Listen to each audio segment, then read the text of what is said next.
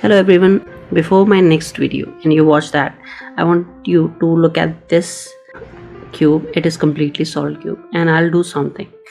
Okay, so this is very simple. All you have to do is you can start it from your left side or your right side. Doesn't matter how you are holding your cube. You can start it from whatever side you want. If I start it from this side, I'll repeat the same things at this side as well. Let's see. So I'll move this up, move it right, bring this one down, rotate it again, this one comes up again, and now this comes back. So basically this goes up, moves, stay there, this, and then it moves again there, and then stay there, and then come back to its place.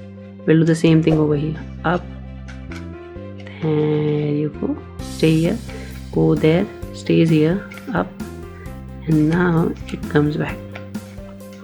Now if you could see, my entire cube is the way it is except for these two pieces. If you see these pieces as well, they have just the yellow side, so basically it turned like this. The yellow side from up over here came over here. That's it. They are still at where they belong, right? So let's do it again. The same thing I'm doing, and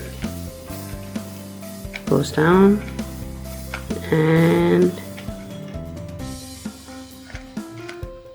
goes down.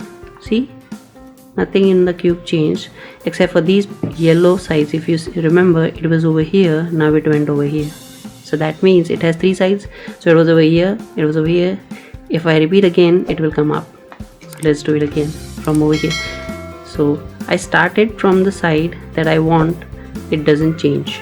I want this side to change, so I'll start it from this side.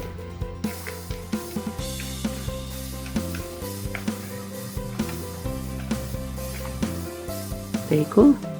Now it all looks mess when you just stop, when you just finish this side, but you have to do is this side to make it all come back to the picture it was again. If you could see, there you go, the cube is back in its place. So this algorithm, what it does is change these corners, and this is one of the important algorithm that we are going to use when we'll be solving our last layer of the cube. Thank you.